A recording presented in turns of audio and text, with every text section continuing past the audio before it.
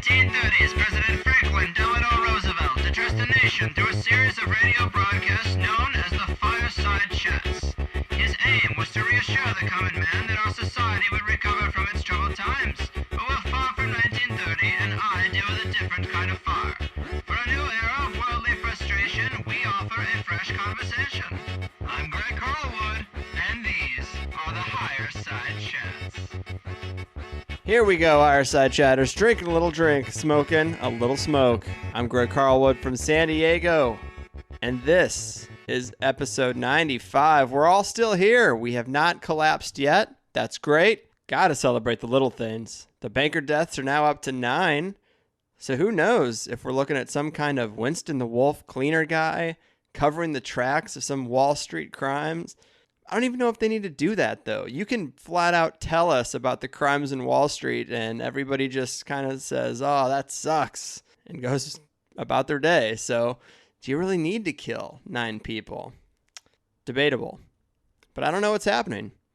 Anyway, we have some really great guests coming up in March. Several from the suggestions on the THC Facebook page and the subreddit, Higherside Chats. Please post more suggestions or even interesting news for the higher education segments there. That's cool too. And like I mentioned, it is episode 95. That means one money bomb has ended and another begins. This time we got $810 in donations. Biggest one yet. Thanks a ton. I gave half, $405, to a lucky listener named Chrissy, who was kind enough to spend a few minutes with me for the show. We're going to play that, but first I also got to say thanks to the people at Vapor Genie. They opted to send me their new Volta vaporizer for free. I'm generally not a big fan of vaporizers. I can never tell if I'm inhaling enough because it's so subtle.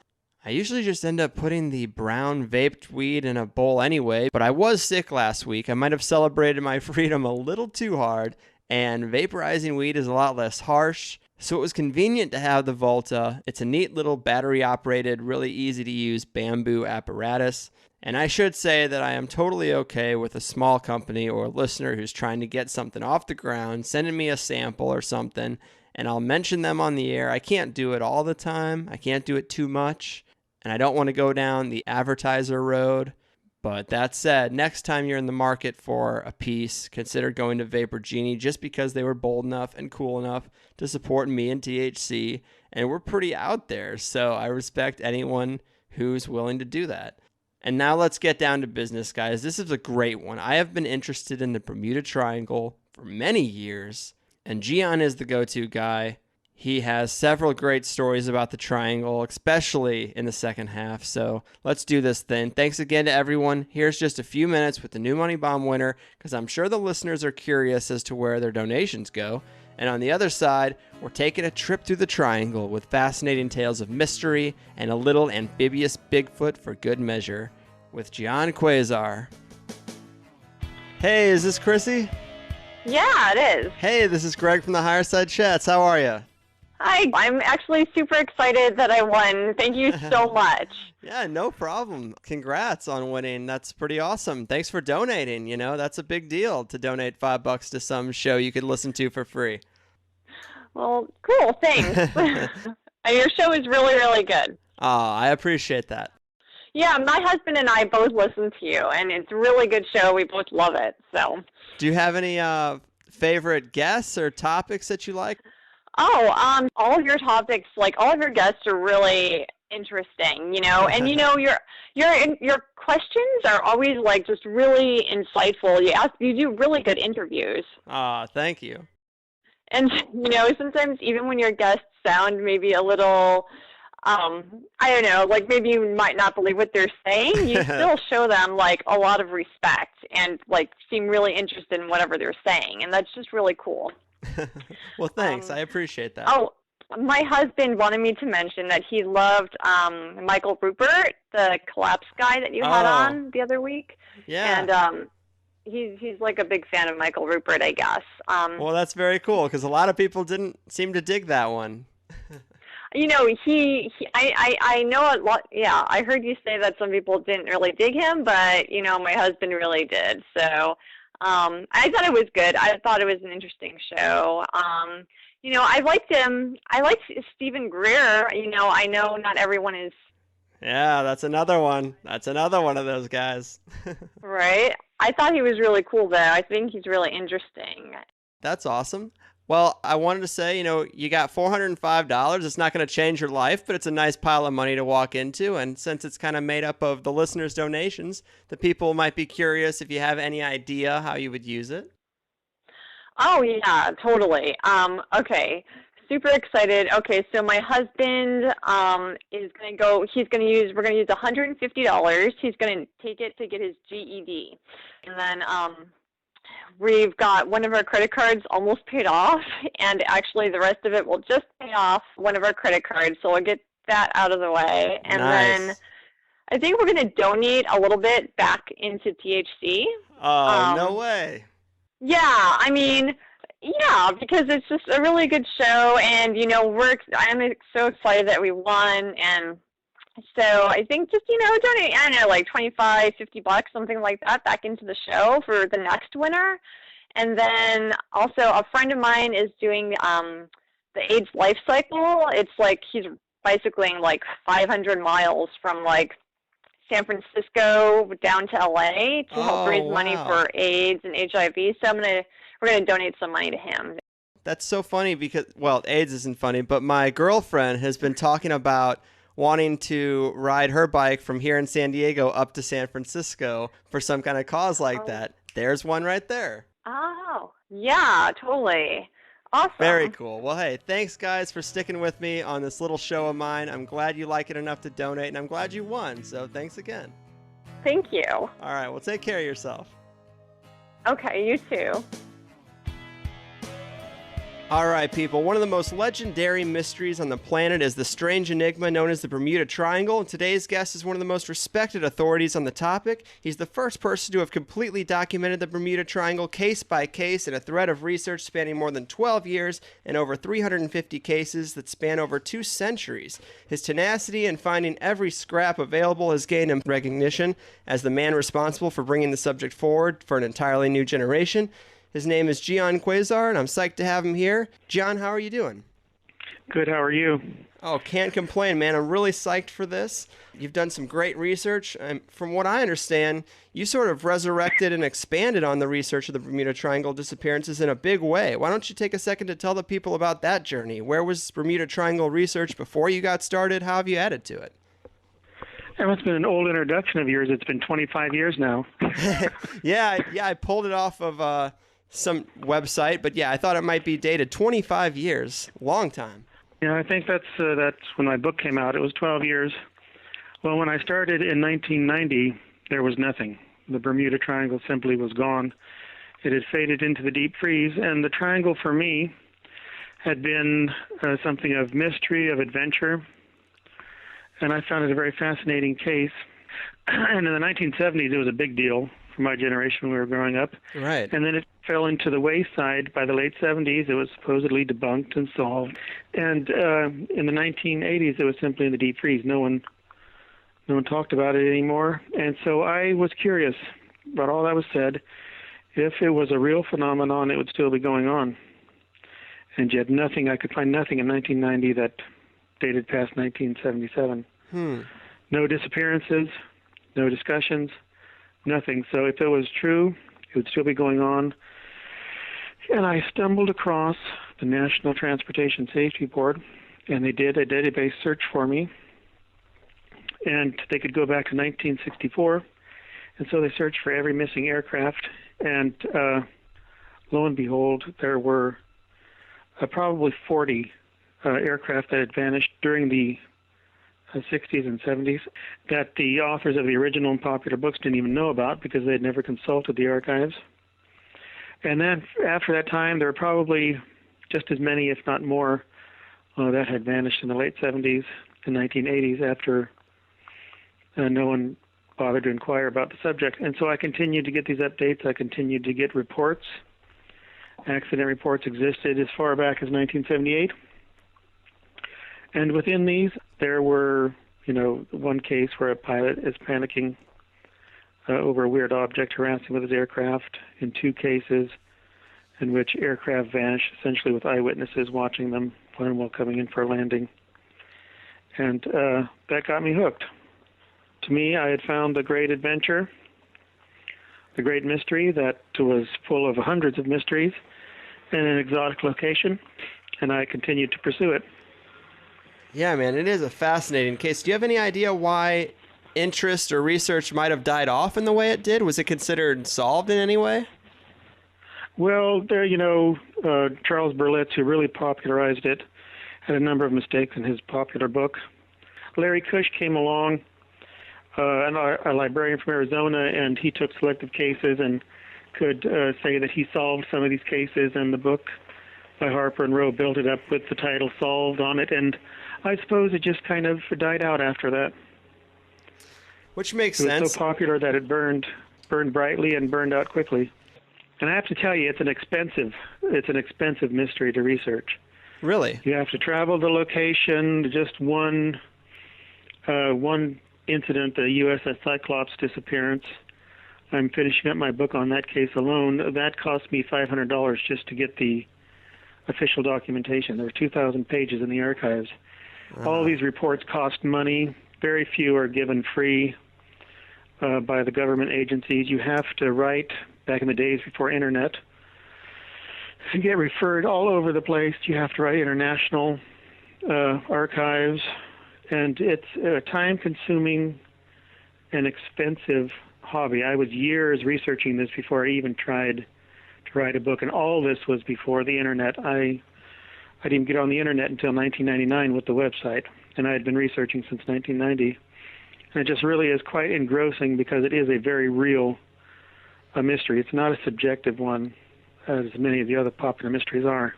Yeah, that's so unfortunate that they put such barriers of entry into just gaining information. It's just the way archives work. Back then, before you could get anything online, you had to stumble around and write letters, and then they would refer you to another archive, and you had to ask, and they would tell you what they have. And it just takes years to put together everything. Today, it's much easier. Yeah. With the internet. Now, at first, some people might think that it's not that mysterious that crafts have gone missing. I mean, the ocean is a big place. It's a treacherous place. But we're talking about hundreds of cases and no wreckage found. That's an important thing to state. I mean, that's the kicker to this kind of thing. Also, the water there is relatively clear and shallow, correct? So it is so strange to have hundreds of craft missing with no wreckage. The most interesting cases are over the Bahama Banks, which can be a few feet deep to 50 feet deep, and in which wreckage in such shallow water will attract the growth of turtle grass. And so from the air, you look down on the banks, and they look like a nice soft aquamarine because they're so shallow and it's a very sandy bottom. But where there's wreckage, where there's rocks, you will see this discoloration, the marled look of a little oasis 20 feet underwater. But of all the aircraft and ships that have disappeared, none of them have ever left, have ever left a mark where turtle grass or anything grows. And the locals are very familiar with the bottoms and the way it is. When there's something like this happens, the divers will go out because they assume a wreck and they assume conch will be growing there, and it's been good for fishing. But with all those that have vanished, never has there been any sign that they crashed. Wow, that's just... I've loved this mystery since I was a kid, and you kind of alluded to the erroneous conclusions made by some other researchers. What are some of those? The biggest one I've heard about is the idea that the ocean releases some type of methane gas that affects vessels in the area. It sounds pretty far-fetched for an explanation. It sounds like the swamp gas type explanation. What do you think about that one? Well, some of the supposed rational explanations are just as absurd as some of the far-out ones. But the largest beds of methane are off the Carolinas, which technically are in the triangle by one shape or another. But if the gas, the methane would have to go through thousands of feet of sediment, thousands of feet of ocean, and erupt right under a ship as it's passing over. So what are the mathematic probabilities? Right. And it might happen with one. It's perfectly possible. There was a rig that drilled into a methane bed by accident, and it sank, and there were helicopters circling overhead filming this for the news, and they were unaffected. So even if you can get at least one ship that would sink suddenly from methane it's not going to affect all the aircraft. And some of the aircraft disappearances are far more interesting. Right. In the terms of unexplained. Now, before we get into no one hijacks an aircraft. Right. Piracy is always a possibility for small vessels. But how do you stop an aircraft midway in flight and pirate it? Yeah, that's an interesting question. And I want to get into some of the cases, but before we do, the one other explanation I hear people say when they try to make the Bermuda Triangle seem less mysterious is that they say if you do the math on crashes and disappearances around the world, that the Bermuda Triangle really isn't that special of an area. But that's incorrect. Yeah, you could dispute that claim pretty easily, I would assume, right? I did in my book. In the first chapter, I think it was, that I compared all the Coast Guard districts. For example, the triangles in the 7th Coast Guard District. And the 1st Coast Guard District would be off New England. I compare the number of calls for assistance, which are very close. 9,500 as opposed to 10,200 from New England to compared to the 7th Coast Guard District. But over the time I studied it, the whole decade of the 1990s, 4 aircraft vanished in foul weather off New England compared to 20 that vanished in the Triangle in fair weather. And so there's the difference just in Coast Guard districts. People still pull out the old line that Lloyd's did a study in 1975. Well, Lloyd's doesn't even insure the smaller stuff, so their statistics wouldn't matter. And all the Coast Guard statistics show that the calls for assistance and the travel and traffic are very similar off all the East Coast, and yet the Triangle stands out 20 times for disappearances. And we're not talking about wrecks. We're not talking about a boatnik who's torched his boat with his barbecue, which has happened. We're not talking about, someone who rams another one or whatever. We're talking about total disappearance, not wrecks. Yeah, that's the most mysterious part of all. And as far as the cases are concerned, probably the most famous that I know about is Flight 19. And I know you've written a book specifically about the case called They Flew into Oblivion. Can you tell us about that case and the conclusions you've come to? Ironically, I don't believe it disappeared in the Triangle. Right. I really can't say all that caused them to be confused over the Bahamas. The flight leader's compass certainly malfunctioned. He said so. Why all of the pilots didn't say something, there were 5 pilots, why they didn't say we're on course and it's only your compasses, why they didn't mark where the sun was, why they did what they did.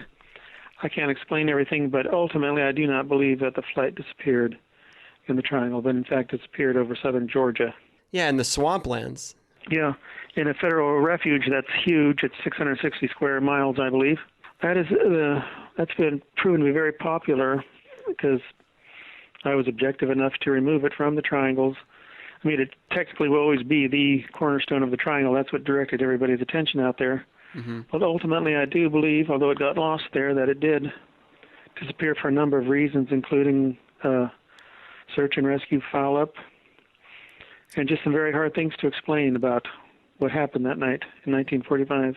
And the reason I think the case is so popular is because like 5 planes went missing. But I mean, I guess you come to this conclusion because there were some radar reports in the Georgia area of 5 planes that were unaccounted for. Air Transport Command, both at Brunswick and Jacksonville, reported 5 unidentified aircraft had a particular heading. And then they asked Search and Rescue, how can this be them? Search and Rescue is telling them that they should have been down and out of gas by 8 p.m., but these radar reports are coming in at 8:50. Well, in going over all that the Navy compiled, in fact, those aircraft had at least an extra hour of fuel on board. There were so many snafus coming out of Fort Lauderdale that there was a lot of acrimony between officers over this. And when I first began my research, some of them were still alive, and I just did not want to get in between some of it because they could get very adamant. 2 of them refused to even be in the same room with each other. And one had used dereliction of duty against another one, which is a very serious thing to say to a military man. So it's quite a controversy why there was such an erroneous gas estimate, why Fort Lauderdale didn't even know the actual time these planes were supposed to land. They were off by an hour. Interesting. So search and rescue was delayed. Yeah. And there were just so many snafus that when those radar reports came in, they were just kind of dismissed because they thought they should have ditched by that time. And when the Board of Inquiry actually challenged their search and rescue officer about those radar reports, said, how did you evaluate those as negative? Yeah. And he replied, they never landed. Interesting. And that was his only excuse why those could not have been accurate reports, because they logically should have landed at Daytona or Jacksonville or something. Right. No other thought entered his mind. And certainly higher up saw the problems. I mean, there was the overall Admiral F.D. Wagner said there was obviously a lot of problems in the search and rescue. Huh. Now, another interesting thread to the Bermuda Triangle is that a lot of UFO investigators have claimed that it's a UFO hotspot. And I know there's a couple of cases, I don't know how credible they are, where people talk about being involved with seeing some type of strange UFO or flying craft. Have you investigated any of those cases that seem credible? There's only that one, technically, in 1980.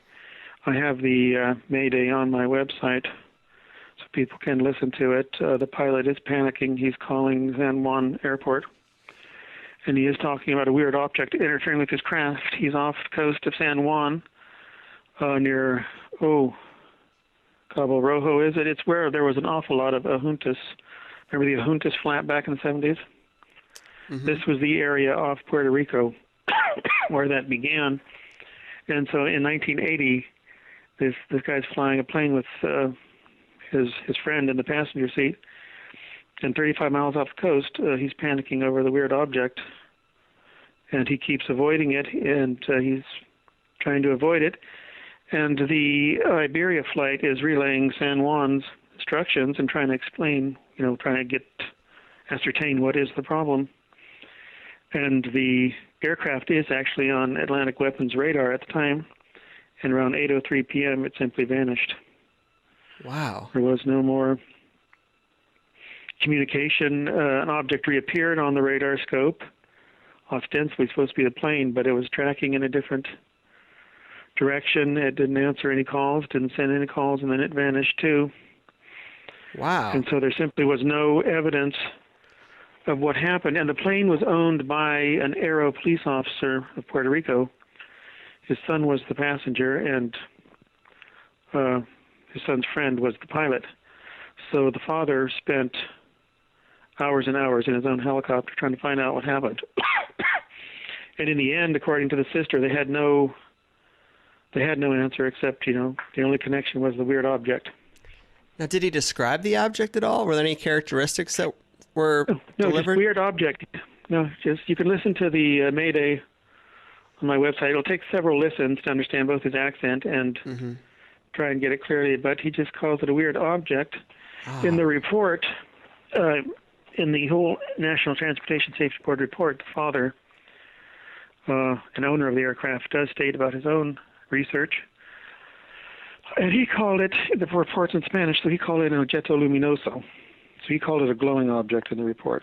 Where he got that, I don't know, because it's only called a weird object by the pilot, who was Jose Maldonado Torres. Interesting. So now when it comes to these cases of people who've lived to tell the tales of the triangle, what are some of the major themes of strangeness they've encountered? It is what is the most interesting thing that people, I think, should accept is true, but they don't have to put any kind of paranormal explanation on it. But this is the crux of the whole enigma of the triangle, and that's the electronic fog. Right. And this is something that's real. Even Charles Lindbergh wrote about it finally in 1976 in his autobiography of Values. He wrote about his flight from Havana and in the Spirit of St. Louis, and he believed he passed into a gray mist fog bank. His ground induction gear, all this early navigation gear, and his compass went wacky. And he continued to fly along. He could look up and see the stars, and he tried to get above the fog, but he couldn't. And but he finally came out of this, and he was 300 miles off course. And amazingly, that is what so many others have said. Bruce Gernon is one of them. He coined the term electronic fog, and he encountered it twice. And he said, it looks like a fog bank when you're in it, but that's not the case. It travels with you. You are not traveling through it. And you can look up and see the sky. You can look straight down and see the ocean. And it's rather like you're in a donut. Weird. It's all around you, but right immediately you can look down and see. So there it's kind of like a vortex, and that's basically what Lindbergh was describing without knowing it. He kept trying to get on top of this. And Bruce said that is the big mistake to make, that you are traveling through it. It is traveling with you. Right. It's like maybe if it's electromagnetic, maybe it's attracted to the metal of the craft and just Well, it sticks should to not be, because aircraft have leech lines. They're supposed to dispel the static electricity. Boats have zincs. They're supposed to discharge that. So this is something, it's electromagnetic, but it's not something we're familiar with, because it should not be able to hold onto an aircraft. Right. A sonic fog exists. If an aircraft goes at a certain speed, it can condense the atmosphere around it, and you've seen these famous photos Boeing takes of experimental jets, and there's this big powder puff cotton ball around the aircraft. Well, that's sonic fog. That's well known. But it just puffs away behind the aircraft. It doesn't hold on to it. The electronic fog does hold on to the aircraft or the boat. Now, And so it's not supernatural, but I would suggest, since the Bermuda Triangle is so intimately connected with electromagnetic aberrations, pilots and shipmasters speaking about twirling compasses and odd fogs and lights and strange things, that we're talking about an electromagnetic phenomenon out there that's rather unique to that area. that's fascinating stuff. Now, there's another interesting case that I had heard, because the disappearance of craft is just what's so eyebrow-raising to me. But there's a famous case of a guy who was towing a barge through the triangle. Are you familiar with that case at all? Yeah, Captain Don Henry. Can you tell us about that one? That's an incident of the electronic fog, probably. The good news, his tugboat was towing the barge from, I think, San Juan to Miami, and over the tongue of the ocean, this unusual fog. First of all, he was in the near the bridge, and the people on the bridge were panicking. The compass was twirling. He went up there trying to figure out what happened, and he looked behind. He says instinct whenever you're hauling anything. And so he looked behind, and he couldn't see his barge. It was surrounded in this fog that just hung around it. And it was they could go back and pull on the rope that held the barge, and they couldn't see it. It was there, but they couldn't see it because just local puff, like this big cotton ball, was around the barge. And eventually, when that disappeared, all the power came back on the boat. The batteries that he was carrying were drained, but the compass was now working again. And so that's quite a famous case, one of the best-known ones for the electronic fog occurring on surface level. And was the barge still there when the fog cleared? Yes. When it was still there, they went back and checked it, and he said it was warmer than it should have been. Wow. Now, I've heard of some of the more strange cases involving time slips, where a strange amount of time seems to go by and that they can't explain that. Is there any credibility to those type of stories? They appear implicitly in a couple of reports. One Civil Air Patrol student took off without permission from St. Thomas. He didn't give his destination, but 5-6 hours later, he's in a twin aircraft, a Beechcraft, so 5 or 6 hours later, they finally pick him up, and he's off Miami. This is a 1980-81 incident. He says that he's lost in fog at 150 feet altitude. He says it's clouds at 150 feet, and he's going to have to ditch because he's out of gas. Miami didn't understand because the weather was perfect off Miami. But Miami also didn't hear him. This was relayed to Miami from two jumbos off of Bermuda that picked him up 1,000 miles away. So it was written off. They went out and looked. They couldn't find him. They thought this was a pilot who was not qualified, and he simply ditched and didn't survive, and there was no trace. Well, lo and behold, 11 hours later, Caicos Island Tower, which is an island about midway between San Juan, Puerto Rico, and Miami, so about 600 miles away from Miami in the Bahamas, gets a call from a young man's voice. They say they got the call number, the registration number of the plane quite accurately. He said he was 10. This was 11 hours later now. And they said he said he was 10 miles out, and they clear him for coming in for landing. And they said, yes, they had no idea this aircraft was being looked for. And so they clear him, and he still doesn't come in. And there's no trace there. You cannot fly in and fly out of anywhere in the Bahamas and refuel without being clocked in. And so how was he still in the flight 11 hours later and 600 miles away after fuel starvation? So that's one of the confusing cases. There's other ones in which an SOS was picked up many hours after the aircraft had to be down.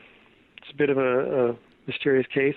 Bruce Gernon has mentioned the time lapse when he encountered the electronic fog, that he was 30 minutes ahead of schedule, and he should not have been, and he could not account for it. The fuel had not been consumed either, he checked. So that would be his 1970 incident. So you get some, they're very vague. Yeah. But there are allusions to it. There are allusions to the electronic fog and also to time. And let me get weird on you for a minute. When I was a kid, I heard this story that really struck out to me. I believe it was on Coast to Coast. And I can't find any information on it. When I was trying to prepare for the show, I was looking for it. But as I remember it, there was a plane flying around looking for this particular airport below, and they have radio communication on the ground, and they're saying to this plane that they're seeing it with no problem. But the pilot is saying that he sees nothing down below but trees and overgrowth. And the speculation was that this pilot was looking through some type of portal and was seeing the Earth possibly at a different time, maybe before the airport was built. Are you familiar with a case like that, or was I just listening to a crazy person? No, that was June 1969. Carolyn Cosio with her boyfriend, Robert Rosen. They were flying over Grand Turk in the Cessna 172. The thing is, I have the brief to that accident, but the accident reports have been lost since that time, so I've never seen the details to try and explain all of that. But that, to what you've recounted, I think some of it's probably legendary. Right. That the tourists were annoyed by the aircraft circling overhead, and then the aircraft took off into the sea, and but Carolyn Cossie had been telling the radio control that there's nothing down there. May have been two different aircraft. I don't know if it was the electronic fog, and she simply couldn't see, and it didn't appear didn't make any impression on those on the ground. I don't know how visible the electronic fog can be from whatever angle. So maybe that's it, but I would have to find the report until I get really detailed. Right. There is a case that I do have the report to in 2001, in which an aircraft was playing tag for training purposes with a Coast Guard interceptor for drug interception. This was off Marathon Key in the Florida Keys. The ceiling and invisibility was 12 miles, and everything was fine. And the Coast Guard aircraft reports fine. Marathon weather reporting station confirms. But the pilot, I want to say his name was Chuck. I can't remember it. But he suddenly reports himself IMC, which is Instrument Meteorological Conditions, which means he's in meteorological conditions, and yet it was clear to everybody else. He apparently does the dead man spiral. He loses complete control of his horizon, and he disappears. And a search, a couple days later, finally finds a couple pieces of the aircraft, so that he might have gotten spatially disoriented and crashed. And that's a very implicit allusion to the electronic fog, in that he was in perfectly clear conditions, and so is everybody else. But suddenly he alone is IMC, and those are basically his last words, and then he's gone. Wow.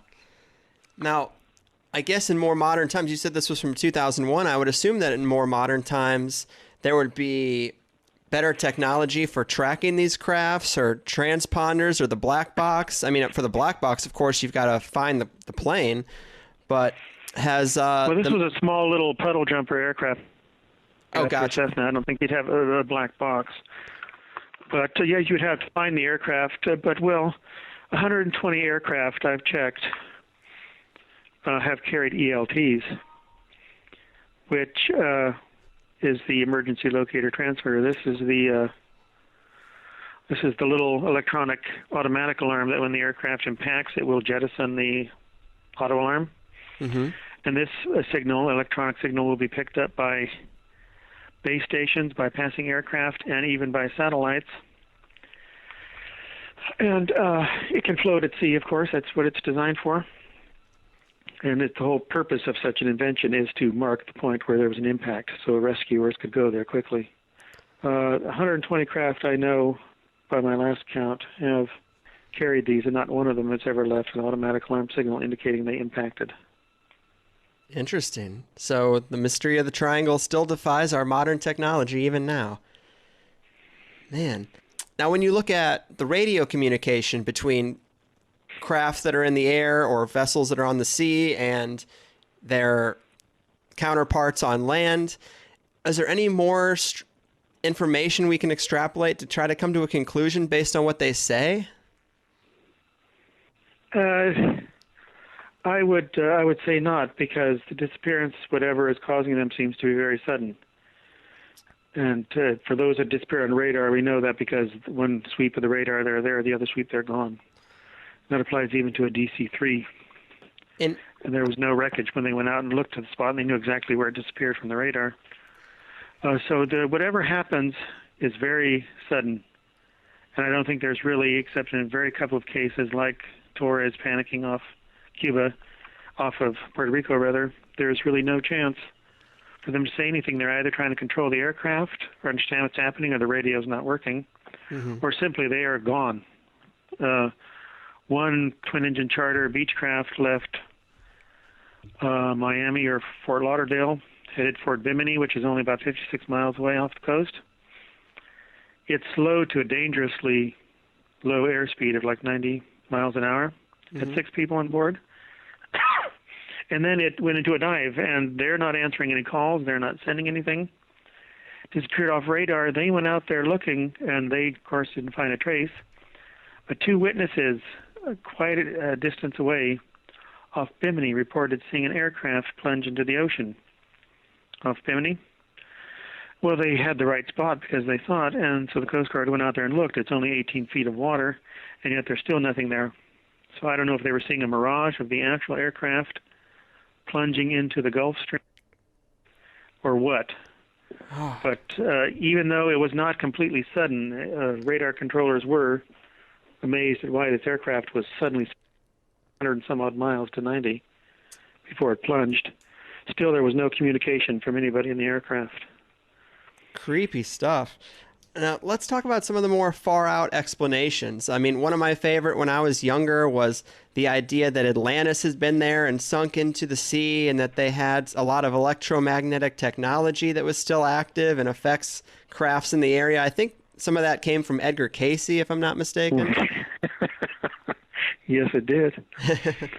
Charles Berlitz and J. Manson Valentine made that very popular.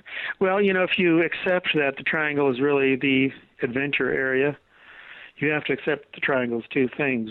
One, it's the enigma of the triangle, which is that more aircraft and ships vanish in fair weather without any known cause. Number 2, that it is an actual geographic area, obviously, between Bermuda, southern Florida, Puerto Rico. So whatever is going on in there, whether it's high sails, high seas, hijinks, or piracies, or disappearance, or voodoo rituals, or strange ruins on the bottom, it is part of the Bermuda Triangle enigma. Yeah.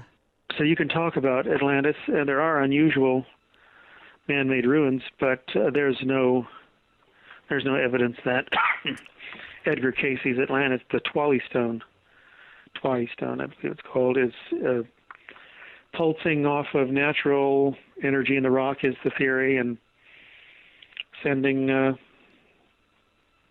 ship or plane into another dimension or disintegrating it outright. Yeah. As far as ruins are concerned, I mean, Bimini Road is located there, which is like some underground, or not underground, but undersea ancient ruins they found. Can you tell us about that at all?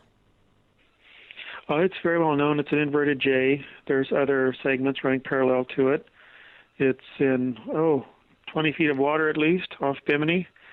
It's quite beautiful. I mapped the whole thing but it was shrunk, I think, so much from my book you really can't appreciate it. But on my website somewhere, you can actually click onto it and see all the stones and how it's arranged. It looks like Inca artwork, Inca stonework, polygonal stones, like Sacsayhuaman. Mm-hmm. But it's on its side, so it's either a platform or it was a wall that fell over. The general theory is it's an ancient dock or something. And that's why people, to some extent, do believe in Edgar Casey's Atlantis, the super civilization out there, is that he had said that they're going to find something around Bimini one year. And so J. Manson Valentine was one who dived and then found the Bimini stones. And so people say, see, that's the fulfillment. Yeah, it's a little off, but you could twist the pieces to make them fit. Another interesting aspect to the ruins there at Bimini, the Bimini area, is that they are located, or they're actually on the Perry Reese map, which is something we've talked about with a previous guest, which is an old ancient map. And it appears like there's something there, but it's not underwater on the map. No, I actually discovered that. I had a big article on that long time ago, and then Graham Hancock picked up on that too, and he had it in one of his books, Underworld, I think. Mm-hmm. But I think that page is still up on my website. I have so many pages you'd have to dig through there. But you will see it on the Piri Reis, which I have a blow-up section. And it is in a map on the Bahamas, what island they're trying to convey, but it is on land. If it's Bimini or not, or some other place, ancient cartographers did mark a significant, to mark an area, did use something significant that was unique to it. Mm-hmm. And so obviously this cartographer was told about huge stones on an island. Interesting. So they knew about it. Yeah, that's very cool. I love that kind of stuff. And another theory that gets tossed around, we kind of alluded to it earlier. This is mainly in paranormal and conspiracy circles, but they talk about that time warp phenomenon, or a multi-dimensional portal there. Is there any kind of science that could support that type of theory? There's, time is, if you're going to go by it strictly by Einstein's, that a heavy mass will bend space in there with time, according to his theory. That's based on, atomic clocks at orbital heights and at sea surface will record time slightly differently. It's very minor, but it's moving slower. Mm-hmm. We're recording it slower. It's not moving slower. It's at closer to the center of gravity. Well, if you can bend space by another means, other than a massive object, if you can bend space by electromagnetic wavelengths that are obviously within space, they're through us all, they're everywhere, could you bend time? Could you slow it? We know how to slow it, just by bending space. So, excuse me, that would be the closest you can come, is that with the electromagnetic phenomenon over the triangle, obviously it would need the sea. It doesn't happen over land. Mm-hmm. So if the effects are right, could some vortex bend space? In Project Magnet, Dr. Wilbert Smith, or Wilbert's, I don't know if he ever earned his PhD, but anyway, he was head of Project Magnet in Canada in the 1950s. He found these areas much more common in the tropics. He called them areas of reduced binding. They were circular diameter. They could get 1,000 feet in diameter, and they came and went. And so these areas of reduced binding became well known within the literature in the 1950s, and were discussed in relationship to the triangle since they're more common in the tropics.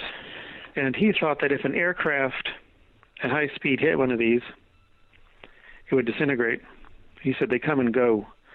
Well, later research indicates that these could be magnetic vortices that spin into existence temporarily due to vagaries in the Earth's rotation.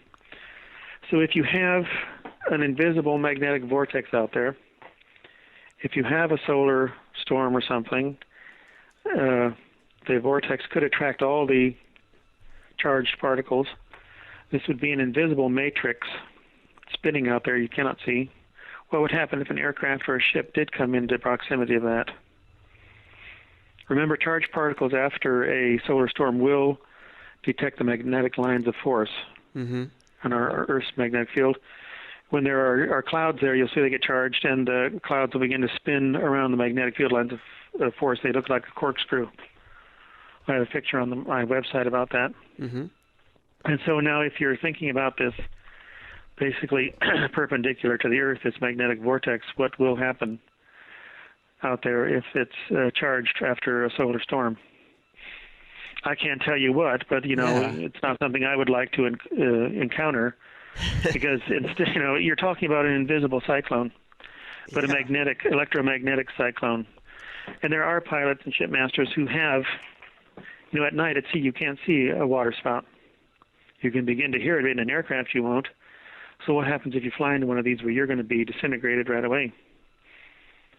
Wow. But what happens if you fly into one of these vortices, these magnetic vortices, or even within proximity to it? Is that what explains the electronic fog? Is that what explains all the reports of compass malfunction?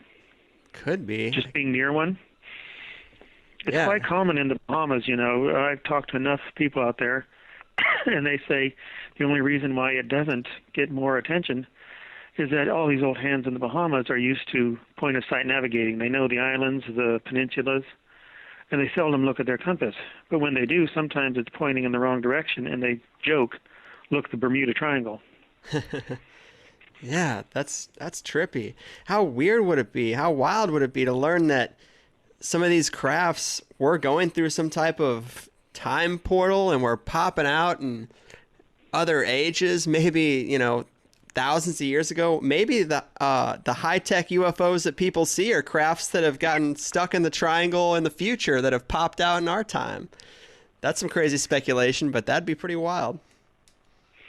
They like to theorize about it, wormholes and all sorts of things. I remember I had agreed with Ancient Aliens. Why the History Channel has that show, I don't know, but they had asked me to explain what the theory is that the aliens are based on Earth. And I said, well, I can explain it, how it's based in the triangle. How Yvonne Saunderson made that very popular, and J. Manson Valentine believed that, and Edgar Casey and all these guys said, so I'll explain it. And sure enough, they made it sound like I was endorsing it. And I don't. Certainly I've investigated UFOs. You cannot ignore them if you have such references in an accident report. I'm not shy about investigating anything. But the whole theories that evolve about UFOs being based in the triangle, well, I have one accident report where it's a weird object is alluded to. I do know of incidents where there are lines on the shallow banks, as though an anchor was drugged, but it's not an anchor. It's as if something at high speed underwater went over it for a long time, and they go over islands and then start on the other side again. Oh, wow. But that is as close as you come, aside from lights and reports that people make of these strange lights, or even what they think is a craft coming and going from the water. So it's all subjective, except for that one accident report. Now, probably the most far out thing I've heard about that area, and it's probably a hoax, but I got to ask you about it, is the story of Dr. Ray Brown, where he said in the 1970s he was scuba diving and he went inside of a sunken glass-like pyramid and he took some crystal out of it, and then 5 years later he started showing this crystal at different conferences. Sounds way out there. I mean, have you heard of this story? No, actually, I thought he was the one. There was someone out there who saw Bigfoot of the Deep. I remember that one. What's that story? I got one channel lost looking for that, looking for Jenny Hanover. Gabriel Figueroa got all upset when he was telling the story about the Amazon and what lives there, and he was telling Orson Welles back in the 1940s that there was such a creature that lived in the Amazon that was kind of like an amphibious walking man. And William Alland was one of Orson Welles' Mercury Theater people. He played the reporter in Citizen Kane, if you're familiar with classic movies. Yeah. Well, William Alon turned to production in the 1950s, and he was so fascinated by Gabriel Figueroa, who was a well-known director of photography. And Gabriel Figueroa had gotten so adamant when Orson Welles challenged him that this could not be true. So William Alon decided to turn this into a movie, and he is the producer of Creature from the Black Lagoon. Ah. And so that is supposedly, it does come from Gabriel Figueroa insisting adamantly that such a creature was reported in the Amazon. And there's a few people I've heard tell, one got in a book somewhere, about seeing such a thing called Bigfoot of the Deep, where you have an amphibian that has more or less a turtle type of back, hind legs, and kind of, Bigfoot face. Strange. And once in a while they can come up onto land and leave footprints in the Bahamas or wherever. That's fascinating, but I doubt that. I know. But that's not he's the one I thought that saw that. I didn't know about the crystal pyramid. This was a famous swimmer. I thought Ray Brown does not strike. There's another Dr. Brown, or Dr. I forget who it is, that saw the glowing column off Bimini. Is that the same one? I don't know. What's that story? That sounds familiar to me. Saw a glowing column underwater? It's in Dr. Zink's book, The Stones of Atlantis, 1957. I can't tell you much, except I've asked certain divers to go looking. And I've seen a picture from that area that looks like something that fell over, but there's no column that they know of. But in Zink's book, you can see the picture. Looks like it's glowing, and the diver who discovered it, William Bell, that was his name, so no, it's not Brown. William Bell was getting bloody noses from being around this metal column he could not explain. By implication, of course, it was part of Atlantis. Mm-hmm. You'll encounter an awful lot of odd claims out there. There's people who do some really weird things with quartz crystals while they're cruising over the Bimini stones, and very odd things happen. Odd voodoo things happen too. Voodoo sacrifices, rituals. From the people in the Bermuda area? Oh yeah, in the Bermuda Triangle. Yeah, there's a lot of voodoo there. Wow. Very odd things. Ritual on ships, murder. Ah. Strangeness. There is, and then you have very unusual incidents where people think, well, it's so shallow and crystal clear, the water, I'm going to go out in a little 15, 20-foot boat and just go fish, or they go out in their kayaks, and they don't understand that barracudas can use the shallow bottom to push off with, and they'll jump in the boat and they'll grab you and pull you in. Oh my God. Oh yeah. Talk about evolution. There's a number of derelict kayaks or small outboards, and you can pretty much guess that barracudas or something got them. I know of a case in 2010 in which two people were in a double kayak, and the barracuda saw her. The girl was in the back, jumped at her, bit her in the chest, punctured a lung, then jumped back in the water, and she freaked out. And fortunately, she was with a guy, and he could call medevac, and they could save her. Had she been on her own, the barracuda would have come back around and drug her under, and you have then a derelict kayak. Oh my God. Yeah, I was just thinking about, considering the water is so shallow there, I was thinking to myself, there's a place I should take a vacation, go check out the Bimini Road. Now I'm not so sure that's a good idea. Well, it's deep enough there you don't have to worry, I think, unless they really get some speed and jump up in the boat. But a Coast Guard Petty Officer Powell was his last name, I think. He was off Andros Island with his outboard in 7 feet of water, that crystal clear, beautiful water of the Andros Island, and he vanished. They went out there and his boat was still anchored, his fishing line over the end, Yeah. No sign of a disturbance, no sign that a heavy power boat had cut up the sand underneath, and they never found a trace of him.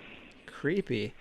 Now, there are also some researchers that talk about this idea that if you map out some of the ancient world's historic sites, like Stonehenge and the Great Pyramids, and some people also include the Bermuda Triangle in this, that you'll find these sites on some type of ley lines or nodes of electromagnetic energy that maybe in the ancient past we were more aware of, or we harnessed this type of natural energy, but we've lost touch with it. A lot of speculation in that area. Do you have any thoughts on that?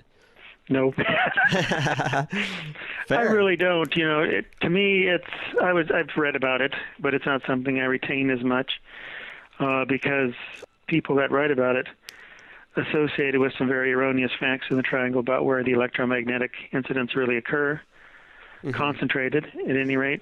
But to me, the triangle is this is the flipper, the real life adventure, adventure and mystery in a very exotic location. It's not a paranormal pursuit for me. Sure, and I mean I don't pass judgment on people for believing it's paranormal, but it's simply not what I do. Yeah, I mean, the real mystery, the facts are strange enough that you really don't have to add a whole lot of that other stuff to it. But another thing I was going to ask you about is I've always heard the Bermuda Triangle holds some type of religious significance to Muslims and Hindus and their culture. Yes, to some Muslims. Yes, I got in trouble with them. Did you? Because the 12th Imam, to some of them, is supposed to, according to their prophecy, is to rise on a throne from the sapphire sea. And they say that's Bermuda. And they say because I'm regarded as the world expert that I'm obliged to tell them what to do, how to get there. You're the savior. Give them more information. I had very odd communication about it after all the big terrorist insurgency in 2001, in which a couple really got adamant with me that I was to help them get there because they couldn't get in the U.S. anymore. Oh. And one of them was a Saudi, the other one was a Pakistani merchant mariner, and one had me in his dreams that he was to contact a man whose name means shank of beef. Well, that's not me, but he was to contact another man whose name means God of beginnings, and that's what my name actually means in Italian. And so they said, yeah, I was in their dreams. I had to do this. I had to help them, get in the United States somehow. That's far out. It is interesting, though, that cultures that are geographically not that close to the Bermuda Triangle would have legends of something coming from that area, and then in modern times we find out that it is a strange anomalous area. That's kind of a strange correlation. You can probably look on YouTube and find very serious dissertations from some within this Muslim section on the significance of the Bermuda Triangle. One of them was a doctor of something or other, and he wanted me to look at it to see if it was fine, and he was on Facebook with me and all that, and I said, that's nice of you to do that. I don't understand it all. But that he had a very serious dissertation on the significance of Bermuda and certain things in the Quran, and that the Bermuda Triangle may be a blueprint to this, ostensibly the last Imam. Very cool. So I understand how the electromagnetic fog could confuse pilots and cause them to crash, but man, the fact that we have no wreckage, that's so damn strange, man. No turtle grass, no little islands of Eye. They're called the Eye. 55 miles east of Bimini, and where the Bahama Banks is just nothing but a sandy underwater desert 20 feet down. Mm-hmm. You can come across this marled area from the sky, and they went down there to have a look at it, people I know, and of course it's an airplane wreckage. And that's why the turtle grass grows down there. I have pictures on the website, and I think Dr. Little was one who went down there, and Bimini Brown. And, sure enough, whenever, like I told you, whenever the old hands see one of these marled locations that they'll call the Eye or the whatever, they know there's wreckage there. That turtle grass is taken up to 10 years, and it will grow around this. And so they go and look. And then this aircraft can't be identified. Right now I've looked at the propeller. I've been on TV looking at the propeller and everything, but until when it came out of the warehouse and everything, but can't really find out who had this aircraft. But that is an example of an aircraft that is wrecked. Now, all these that vanished, granted, they don't leave wreckage immediately for the searchers to find, but within years,